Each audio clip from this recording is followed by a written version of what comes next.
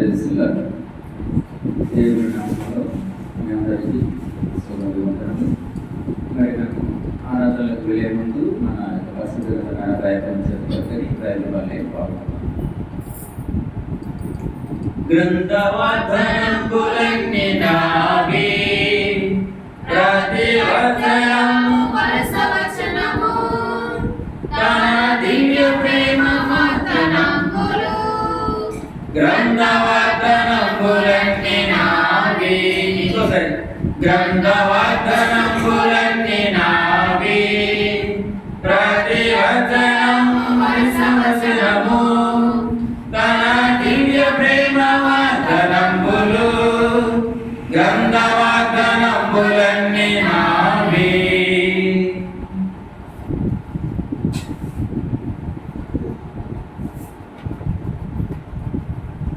సమయంలో ఆరాధనకు మరి గత వారము రక్షణ ఎలా పొందాలి అన్న దాని మీద మనము కొన్ని విషయాలు ధ్యానించుకొని మనం పాల్గొందాము.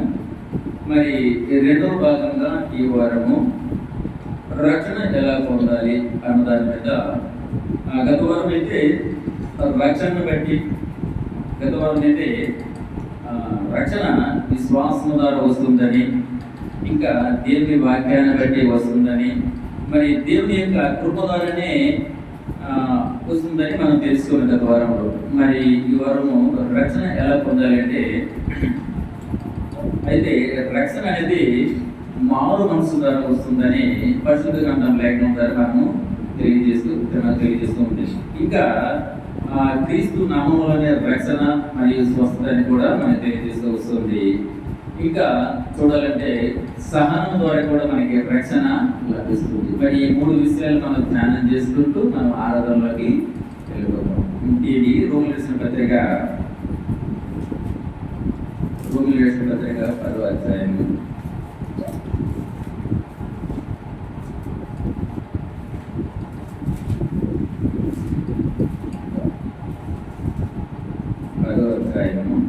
9-10 వచనాలు చదువుతున్నాం. అదేమనగా యేసు ప్రభువుని నోటితో ఒప్పుకొని దేవుడు మృతుల నుండి ఆయన లేపునని నీవు హృదయమందు విశ్వసించిన యెడల నీవు రక్షింపబడదువు. ఏలయనగా నీతి కలిగినట్లు మనుష్యుడు హృదయములో విశ్వసించును, రక్షణ కలిగినట్లు నోటితో ఒప్పుకొనును. యేసు ప్రభువు అని నీ నోటితో ఒప్పుకొని దేవుడు మృతుల్లో నుండి ఆయనను లేపునని నీ హృదయమందు విశ్వసించిన యెడల నీవు రక్షింపబడదు. మరియు ఎలాగంటే నీతి కలిగినట్లు మనుషుడు హృదయంలో విశ్వసించను, రక్షణ కలిగినట్లు నోటితో ఒప్పుకొనును. ఏమనగా ఆయన ఎందుకు విశ్వాసం నుంచి పడేవాడను సిగ్గుపడని లేఖనము చెప్పుతున్నది. సహాయం కొరకు చిన్న ప్రార్థన. మహాపరిశుద్ధుడకు గరుడకు ప్రభుల దేవా తండ్రి, మీ కృపాతో శ్రమను బట్టి మీ యొక్క ప్రేమ ఆదిత్యాన్ని బట్టి వందనాలు తండ్రి. మరి గత వారం మొదలుకొని ఈ దినం వరకు ప్రభా మరి సురక్షితంగా మమ్మల్ని రక్షించారు, మీ రెక్కల చాటును భద్రపరిచారు. మరి అనేక మంది పరిస్థితులతో పాటు మేము కూడా పరిశుద్ధంగా ప్రభా మిమ్మల్ని మహిమపరిచి మిమ్మల్ని కనపరిచేలాగా తండ్రి మీరు మాకు ఇచ్చిన ఆరాధన దినం బట్టి వందనాలు ప్రభా. మరి గత వారం మేము రక్షణ ఎలా వస్తుందంటే కొన్ని విషయాలు మనం చూసుకున్నాం. అయితే ప్రభా మిగిలిన భాగాన్ని కూడా ఈ వారం పంచుకోవడంలో సహాయం చేయమని ప్రార్థన చేస్తున్నాను ప్రభా. మా యొక్క సొంత ఆలోచన కాదు కానీ ప్రభా పరిశుద్ధాత్మ ద్వారా మేము ప్రేరేపించబడిన వారిగా ప్రభా మీ చిత్తం ఏమైందో మా జీవితాలు నెరవేర్చమని బలపరచమని ప్రార్థన చేస్తున్నాను. మరి నిలబడిన దాసుని మీరు జ్ఞాపకం చేసుకొని ప్రయోజనకరమైనవి ప్రభా మీ భయంకరంగా మాట్లాడుతూ సహాయపడతారమని మా ప్రభు రక్షకుడు మా కొరకు రాడై ఉన్నాం యేసుక్రీస్తు నామములో వేడుకొని ప్రార్థిస్తున్నాను మా తండ్రి. ఆమేన్. రక్షణ ఎలా వస్తుంది, ఎలా పొందాలి అంటే గత వారంలో మనం విశ్వాసం ద్వారా దేవుని వాక్యాన్ని బట్టి ఇంకా ఆయన యొక్క కృపను బట్టి మనం రక్షణ పొందుకోగలమని తెలియజేసుకుంటాం. అయితే ఈ వారం అయితే రక్షణ మారు మనసు ద్వారా అని చెప్పేసి కూడా లేఖనం సెలవిస్తూ వస్తుంది. 2 కొరింథీయులు రెండో కొరింథీయులు 7వ అధ్యాయం మానవ 7వ అధ్యాయము 10వ వచనం. దైవ చిత్తానుసారమైన దుఃఖము రక్షణార్థమైన మారు మనసును కలుగజేయును. ఈ మారు మనసు దుఃఖమును పుట్టించదు, అయితే లోక సంబంధమైన దుఃఖము మరణము కలుగజేయును.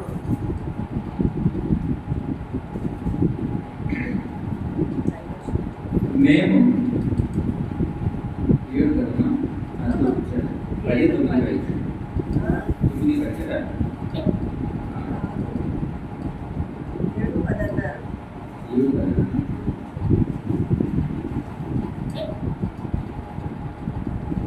అంటే 7:10. 7 కదా దైవ చిత్తానుసారమైన దుఃఖము దైవ చిత్తానుసారమైన దుఃఖము రక్షణార్థమైన మారు మనస్సును కలుగజేయును. ఈ మారు మనస్సు దుఃఖమును పుట్టించదు, అయితే లోక సంబంధమైన దుఃఖము మరణమును కలుగజేయును. ఇక్కడ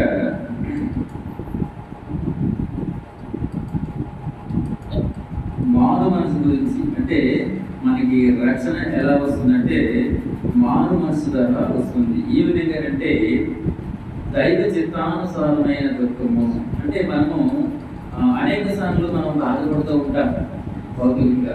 అంటే మన సొంత విషయాలను బట్టి, కుటుంబ విషయాలను బట్టి, ఆర్థిక సమస్యలు బట్టి, అనారోగ్య పరిస్థితులు బట్టి మనం ఏం చేస్తుంటే దుఃఖపడుతుంటాం, ఏడుస్తుంటాం, బాధపడుతుంటాం. ఒక్కోసారి దేవుడి పైన కూడా మనము నిందలు వేస్తూ ఉంటాం. ఏమని వేస్తామంటే ఇన్నాళ్ళు మిమ్మల్ని కొలిచాము, నేను పూజించాము, సాగిలు పడ్డాము, మరి మాకెందుకు ఈ కష్టాలు, మాకెందుకు ఈ శ్రమలు, శోధనలు, మాపై కనికారం లేదా, అసలు నువ్వు దేవుడివే కాదా అన్నట్టుగా మనం ప్రశ్నిస్తూ మనం దేవుడిని దూషించడం చూస్తున్నాం. మరి గతంలో మా తోడన్నయ్య గడ్డి చనిపోయినప్పుడు కూడా చాలా మంది ఆయన మీద అభిమానంతో, ఆయన అంటే ఇష్టము, ప్రేమతోని దేవుని కూడా అసభ్యకరంగా మాట్లాడుతూ దూషించాడు. ఎంత తక్కువ వారు. దేవుని చిత్తం ఏమై ఉందో, దేవుని యొక్క ఉద్దేశం ఏమైందో దానిని మార్చుట మనకు సాధ్యమా? మన జీవితంలో మనం ఏమి చేయాలి, ఎలా మాట్లాడాలి, అసలు మన జీవిత గమ్యం ఏదనేది ఆయన ఏర్పరిస్తే తప్పగానే మనకు సాధ్యం కాదు. అలాంటిది ఇక్కడ బాధ మనం భౌతికంగా బాధపడుతున్నామా, లేకపోతే దేవుని యొక్క చిత్తాన్ని మనం తెలుసుకుని అంటే ఇక్కడ దేవుని చిత్తానుసారమైన దుఃఖము మనకు వ్యాధి కలిగితే అందులో దేవుని చిత్తం ఉందని మనం గ్రహించాలి. మనకు సంతోషం కలిగితే అది దేవుని యొక్క ఉద్దేశమని మనం గ్రహించాలి. అది ఉంటారు కదా, మీకు బాధ కలిగినను సంతోషం కలిగినను మీరు దేవుని స్తుతించడని లేఖనం చెప్తూ వస్తుంది. కాబట్టి ఇక్కడ మారు మనసు, నిజమైన మారు మనసు ఎప్పుడు వస్తుందంటే మనకున్నవన్నీ పోయిన తర్వాత దాన్ని బట్టి మనము దుఃఖపడేది అది మారు మనసు లక్షణం కాదు. ఆ రకం అనుకుంటే యోగు గారు కూడా తనకు రాజు అయింది, అది సంపద కలిగింది, సంతానము, పనివాళ్ళు అన్ని కలిగింది కూడా దేవుని చిత్తమే అని ఒకసారి పోగొట్టుకున్నప్పుడు మళ్ళీ దాన్ని రెట్టింపుగా పొందగలిగాడు. అది దైవ చిత్తానుసారమైన దుఃఖం. మనం కూడా అటువంటి దుఃఖం ఏదైతే కలిగి ఉంటామో అది నిజమైన మారు మనసు. అంటే దేవుడు ఇస్తున్నప్పుడు సంతోషపడుతున్నాము, మనకు సమస్యలు వస్తున్నప్పుడు దేవుడిని నిందించిన వారిగా ఉంటున్నాము. అది చాలా తప్పు అన్నమాట. ఇక్కడ దైవ చిత్తానుసారమైన దుఃఖం అంటే దేవుని కొరకు నువ్వు ఏది పోగొట్టుకుంటున్నావు, ఆయన యొక్క రక్షణ కారణంగా నువ్వు దేన్ని కోల్పోతున్నావో అది దేవుని చిత్తమని, దేవుని ఉద్దేశం అని మనం ఎరిగి ఉండాలి. నిజంగా ఆ దేవునికి ఇష్టమైనది ఏదైతే కూడా జరగకుండా ఉండదు. మన జీవితంలో మనకు అనేక సమస్యలు మనకి పనులు ఉండొచ్చు, అవన్నీ కూడా దేవుని ముందు పెట్టి మనం ప్రార్థించినట్లయితే, ప్రభా మీకు ఇష్టమైతే దాన్ని జరిపించినట్టే దేవుడికి ఇష్టం తప్పకుండా ఆయన నెరవేర్చేవాడిగా ఉంటున్నాడు. ఎందుకంటే మనల్ని తలగా ఉంచాలనుకుంటున్నాడు, మనల్ని రాజుగా చూడాలనుకున్నాం, మనకు అధికారిగా ఉంచాలనుకుంటున్నాడు, మనల్ని యాచకులు ప్రధానంగా ఉంచాలనుకుంటున్నాడు, మనల్ని ఉన్నతమైన స్థానంలో, ఉన్నతమైన స్థితిలో ఉంచాలని దేవుడు ఇష్టపడుతూ ఉన్నాడు. అటువంటి దేవుడు మనం బాధపడితే, మనం వేదన పెడితే, మనం ఇబ్బంది పెడితే చూసి నవ్వే దేవుడా కాదు. కాకపోతే మనకున్న సమస్యలు ఎలాంటి భౌతికమైనవా లేకపోతే దేవుని యొక్క ఉద్దేశాన్ని నెరవేర్చేవారి మనం ఒకసారి గమనించి ఇక్కడ దైవ చిత్తానుసారి దుఃఖమంటే రక్షణార్థమైన మారు మనసు కలుగుతుంది. ఎప్పుడైతే దేవుని ఇచ్చే ప్రకారం జరిగిందో అది దేవునికి మహిమాన్ని ఏ రోజులో ఉన్నప్పుడు చూపిస్తావో అది నిజమైన మారు మనసు మనం భావించవచ్చు. ఈ మారు మనసే దుఃఖం పుట్టించదు. ఈరోజు నేను సంపాదించిన ఆస్తి పోయింది, దేవుడు నన్ను సమకూర్చని నేను నమ్మినట్లయితే, దేవుడు నమ్మినట్లయితే అందులో మీకు దుఃఖం ఉండదు, సంతోషం ఉంటుంది. ఎందుకంటే ఆయనే ఇచ్చారు, ఆయనే తీసుకొని పోయారు. ఆయన లేకుండా ఏది కూడా జరగదు, కలగదు.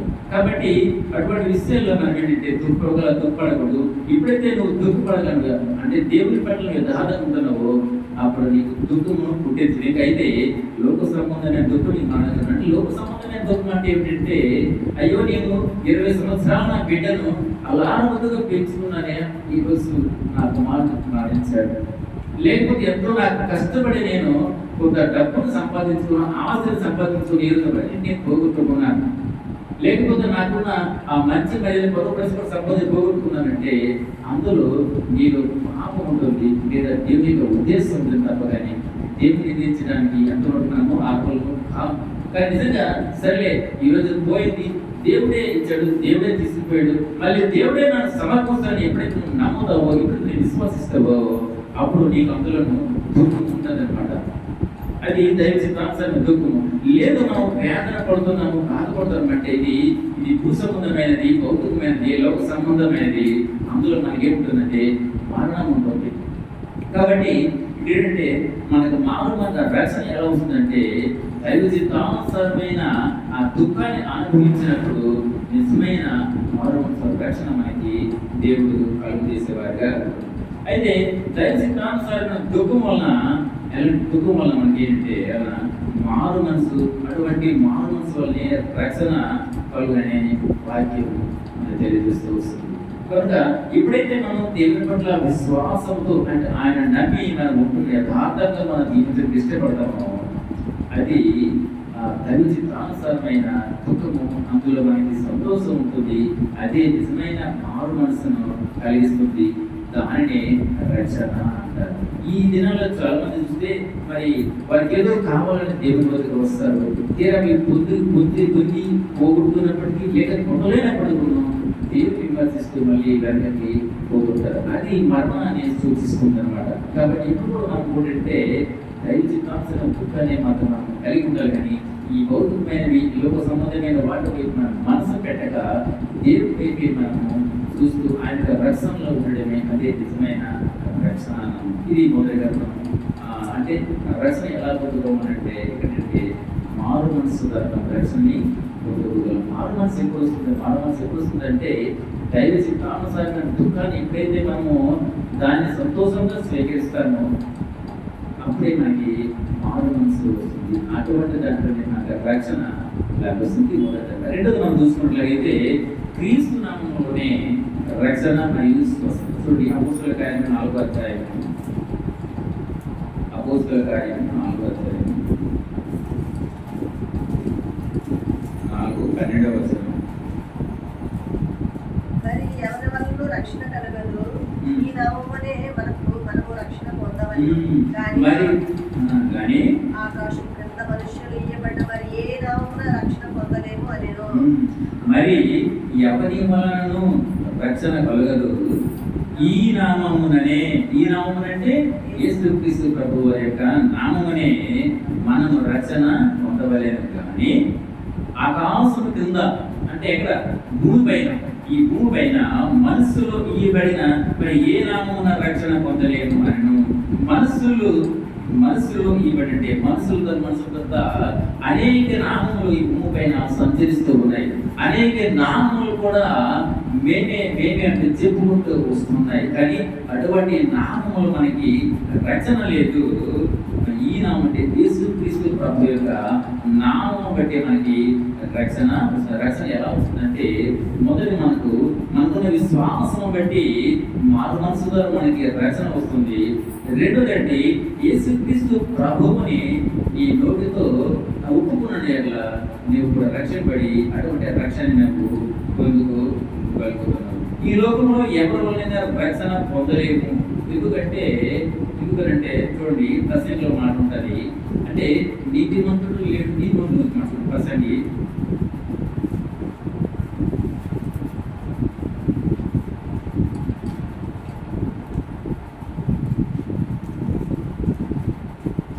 ప్రసంగి 7వ అధ్యాయం 7వ వచనం. పాపము చేయక మేలు చేయుచుండు నీతిమంతుడు భూమి మీద ఒకడైనను లేడు. పాపము చేయక మేలు చేయుచుండు నీతిమంతుడు భూమి మీద ఒకడైనను లేడు. అలాగే చూడు, మళ్ళీ రోమిలేసిన పత్రిక 3వ అధ్యాయం. రోమిలేసిన పత్రిక 3వ అధ్యాయం 11వ వచనం. నీతిమంతుడు లేడు, ఒకడును లేడు, గ్రహించువాడు ఎవడనూ లేడు, దేవుని వెతుకువాడు ఎవడనూ లేడు. ఇప్పుడు దానికి ఇక్కడ చూడండి, ఇక్కడ ప్రసంగి 4వ అధ్యాయం 20వ వచనం ఏం చూస్తున్నామంటే 4:20. పాపము చేయక మేలు 4:7-20. పాపము చేయక మేలు చేయుచుండు నీతిమంతుడు భూమి మీద ఇక్కడ ఒకడైనను లేడు. ఏమంటే పాపము చేయక మేలు చేయుచుండు నీతిమంతుడు భూమి మీద ఒక్కడైనా లేడు. ఎవరైనా చెప్పగలుగుతామా? నేను నీతిమంతుడిని, యథార్థవంతుడిని, మరి నాలో ఎటువంటి దోషం లేదు, నేను ఏ పాపం చేయలేదు చెప్పగలుగుతామంటే ఎవరికో చెప్పలేము. ఎందుకంటే బైబిల్ గ్రంథం చెప్తుంది ఏంటి? పాపం చేయక మీరు చేయబడి పాపము చెయ్యకుండా, తప్పు చేయకుండా మంచి చేసేవాడు ఒక్కడు కూడా ఈ భూమి మీద లేడు. అందుకంటే కదా ఆకాశము కింద ఇయ్యబడిన ఆ నేలపైన ఏ నామమున కూడా మీకు రక్షణ కలుగదు. మనసులు ఇయ్యబడిన ఏ నామమున కూడా మీకు రక్షణ కలుగదు. ఎందుకంటే ఈ భూమి పైన ఏముందంటే పాపము చేయక మేలు చేసిన నీతిమంతుడు ఒకడు కూడా లేడు. అంటే మేము చెడు చేయటం లేదు, మేము మంచి చేస్తున్నామని చెప్పుకున్న వ్యక్తి ఒక్కడు కూడా ఈ భూమి మీద లేడు. ఇంకా అలాగే రోమిలకు రాసిన పత్రిక కూడాను 11 నీతిమంతుడు లేడు, ఒక్కడును లేడు, గ్రహించేవాడు ఎవడను లేడు, దేవుని వెతుకువాడును లేడు. ఇంకా 12వ చూసినట్లయితే అందరూ త్రోవ తప్పి ఏకముగా పనికి మారిన వారేది, మేలు చేయవాడు లేడు, ఒకడైనను లేడు. ఇంకా మనం చదవాలనుకుంటే మంచి మాట ఉన్నాయి. 13, 14 కూడా వారి గొంతుకు తెరిచిన సమాధి తమ నాలుగుతో మోసము చేయుదురు, వారి పెదవుల కింద సర్ప విషం ఉన్నది, వారి నోటి నిండా సమించుటయు పగయు ఉన్నవి. అంటే ఎందుకు మాట చెప్తానంటే మీకు క్రీస్తు నామంలోనే మీకు రక్షణ, క్రీస్తు నామంలోనే, ఈ నామములే అంటే యేసుక్రీస్తు ప్రభు యొక్క నామం తప్ప ఆకాశము కింద ఇయ్యబడిన ఏ నామంలో కూడా మీకు రక్షణ లేదు. మనసులు ఇయ్యబడిన, మనసులతో ప్రేరేపించబడిన ఏ నామంలో కూడా మీకు రక్షణ కలగదు. ఎందుకనంటే న్యాయం ఎలాంటి పాపము చేయకుండా, అంటే తప్పు చేయకుండా మంచి చేసే మనిషి కూడా ఒక్కడు లేడు. ఎందుకంటే నీతిమంతుడు లేడు, ఒక్కడునూ లేడు. మనం నీతిమంతులు మనం చెప్పుకుంటున్నామా అంటే మనల్ని మనమే మోసం చేసుకునే వారిగా ఉంటున్నాం. కాబట్టి గమనించాలి, మనకి రక్షణ కావాలంటే యేసుక్రీస్తు ప్రభు యొక్క నామం బట్టి, ఆ నామమును అంగీకరించిన దాన్ని బట్టి మనము రక్షణను మనము పొందగలుగుతూ ఉన్నాము.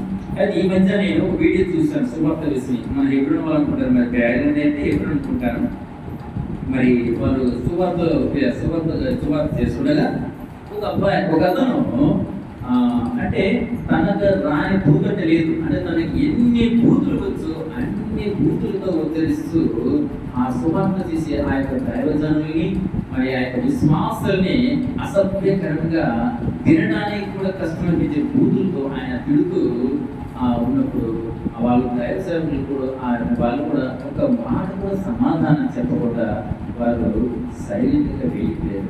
ఒక మాట కూడా చెప్పకుండా సైలెంట్. ఈ మాట ఎందుకు చెప్తున్నానంటే నీతిమంతుడు అంటే మంచి పని చేసేవాడు లేడు, చెడును చేయడానికి ఇష్టపడతారు వారు. ఎందుకంటే ఈ ఈ భూమి మీద నీతిమంతుడు ఒక్కడు లేడు. ఆయన నీతి లేదని మనం గ్రహించాలి. వారు వచ్చారు, ఏదో చెబుతున్నారు, వినండి. అందులో ఏమైనా మీకు ఇబ్బందికరమైన మాటలు, లేకపోతే మీకు నష్టం కలిగించే మాటలు, మీకు హాని కలిగించే మాటలు, మీకు మిమ్మల్ని అవమానపరిచే మాటలు ఉంటే మీరు అడగండి. చెబుతున్న మంచిని మనము స్వీకరించలేము, కానీ చెడుని చాలా ఇష్టపడుతూ ఉంటారు. చాలా మంది అనుకుంటాము దేవుని ఎరిగిన వారి కంటే ఎరగని వారు చెప్పిన మాట వినరు, వారు మంచివారు వారు అనుకుంటారు. కానీ దేవుని ఎరిగిన మనలోనే అటువంటి వారు ఉన్నారు. వింటుంటాము దాన్ని అక్కడే విడిచిపెట్టి మళ్ళీ యథావిధిగా మళ్ళీ మన యొక్క స్వభావాన్ని, మన యొక్క అవినీతి స్వభావాన్ని కలిగి మనము జీవిస్తూ ఉంటాము. ఇది ఎంతో బాధకరమైన విషయం. ఎందుకంటే అక్కడ సుమార్తో జరగకుండా, అక్కడ చెప్తున్న విషయం వినకుండా, దాన్ని అర్థం చేసుకోకుండా ఆయన అసభ్యకరంగా మాట్లాడగలిగాడు. కానీ వారు చెప్పేది ఎంతో వాస్తవాన్ని గ్రహించలేని వాడు అయిపోయాడు. ఎందుకంటే ఆయన నీతిమంతుడు కాదని బైబిల్ చెప్తూ వస్తుంది. అటువంటి సమయంలో ఆయనతో మనం మాట్లాడినా వాదించినా అది దేవునికి అవమానం. అది మన చేత, అక్కడ వారికి చేత కాదు, జ్ఞానం లేక కాదు, కానీ అలా మాట పెరిగితే అది దేవునికి అవమానం వస్తుంది. ఎందుకంటే మనం మాట్లాడుతున్నది చీకటి శక్తులతో, జ్ఞానం లేని వారితో మాట్లాడుతున్నాము కనుక అటువంటి వారితో మాట్లాడినప్పుడు మౌనమే దానికి సమాధానం తెలియజేసేది మనం భావిస్తూ మనం తిరిగి వెనక్కి వచ్చి ఆయన బైబిల్తో మాట్లాడుతుంది. మీరు చెప్పండి, వారు వేయకపోతే మీ పాదధూళి అక్కడ వెలుగు వచ్చిందని. దీనిని బట్టే కదా అనేక దైవజనులు మరి దీన్ని ఎరిగిన వారు చెబుతూ వారితో వాదించగా, తిరగబడగా, సమాధానం చెప్పగా తిరిగి గుర్తిస్తుంది. ఎందుకంటే నమ్మి బాప్తిజం పొందినవాడు రక్షింపబడతాడు, నమ్మక దానికి దూరం తీసుకున్నవాడు శిక్షింపబడతాడని వాక్యం చదివిస్తుంది. కాబట్టి ఇక్కడ మనకి రక్షణ కావాలంటే యేసుక్రీస్తు ప్రభు యొక్క నామంలోనే మనకి రక్షణ ఉందని మనము గ్రహించాలి. మూడవదిగా చూసుకున్నట్లయితే సహనము. మత్తయి సువార్త 24వ అధ్యాయం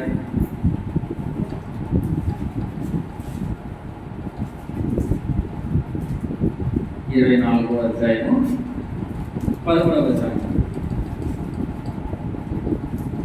అంతము వరకు సహించువాడెవడో వాడే రక్షింపబడును. అంతము వరకు సహించిన వాడెవడు వాడే రక్షింపబడతాడు. కొంచెం మీదకి వెళ్తాం. 12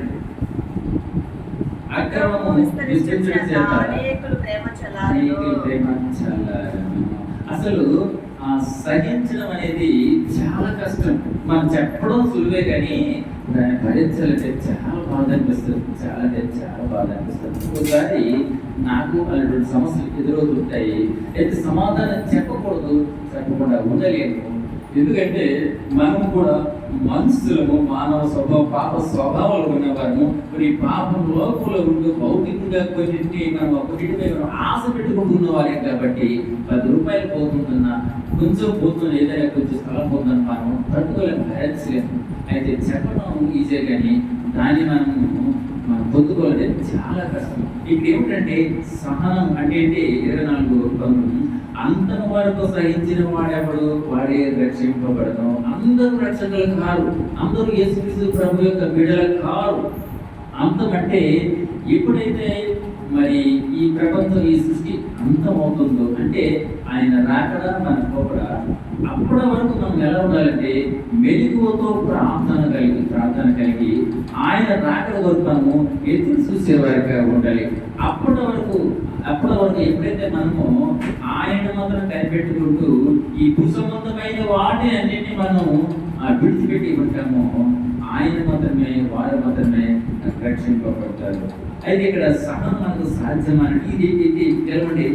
అనేక అక్రమం విసురుతుంటే అనేకులు ప్రేమ చల్లాలను. ఎందుకు మనం సహించాలంటే వారు ప్రేమ లేదు. అక్రమం ఏంటంటే దేవునికి ఇష్టం లేని కార్యాలు, దేవునికి నచ్చని పనులు, దేవునికి వ్యతిరేకమైన కార్యాలు చేస్తూ ఏమవుతుందంటే ఆయన చూపించిన ప్రేమ అంతా కూడా ఏమైందంటే చల్లారిపోతుంది. ప్రేమ చల్లారిపోతుంది. అందుకే ఏం చేయాలంటే అటువంటి పరిస్థితులు కూడా మనము ఎలాంటి అంతవరకు మనం సహించేవారిగా ఉంటారు. చూడండి, మన భక్తి చాలా బాగా చేస్తాం, అసలు మనకంటే ఎవరు చేరేట్టుగా చేస్తాం.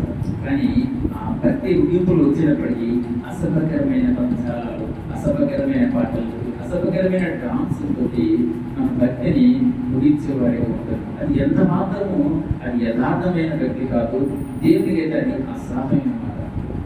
కాబట్టి అటువంటి మూర్ఖమైన భక్తిని కాకుండా దేవునికి ఇష్టమైన యథార్థమైన భక్తిని మనం కొనసాగించే వారిగా మనం ఉంటారు. అయితే అక్రమము అంటే ఏంటి? ప్రేమ లేనితనం, లేదా అర్థం లేని ఆవేశం, లేదా తొందరపై నోరు పారేసి దీన్ని అక్రమం అంటారు. అక్రమం అప్పుడు ఆక్రమించుకున్నారు. అక్రమం అంటే ఏంటంటే మనగానే మనం ఆక్రమించుకోవడము, చేయకూడదు చేయటము, వద్దనే వాటిని మనం చూడటం, దాన్ని అక్రమం అంటారు. ఆక్రమించుకోవడం, అక్రమము అంటే అన్యాయము, అధర్మము, అవినీతి, తప్పు, ఇవన్నీ కూడా ఏంటంటే ప్రేమ మీద మొదట మనం ఏముంటుంది? ప్రేమ ఉండాలి. ఎంతమంది అయితే మనం అసహించుకుంటున్నారు, మనం అందరికి నచ్చాలని లేదు, మనం అందరికి నచ్చాలని లేదు, కానీ మనం మాత్రం అందరినీ ప్రేమించేవారిగా ఉండాలి.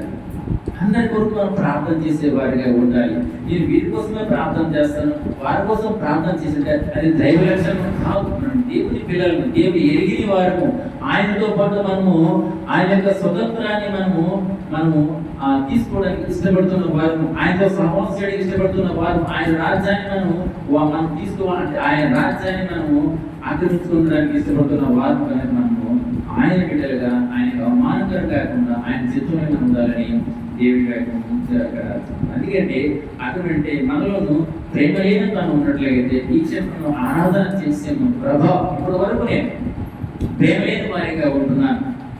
మరి అక్రమంగా నేను అనేక రకాల కార్యం లేని పనులు చేస్తున్నాను అనించండి. మనం ఆరాధన చేయడంలో దేవుడు ఎంతో ఆనందిస్తారు. అంతేకాదు కానీ అర్థం లేని ఆవేశం, ఆ కోపడంలో తప్పలేదు, కానీ పాపం చేయకూడని వాక్యం అంటే మనం కోపడైన కోపం ఏమంటే మన కోపానికి అర్థం ఉండాలి.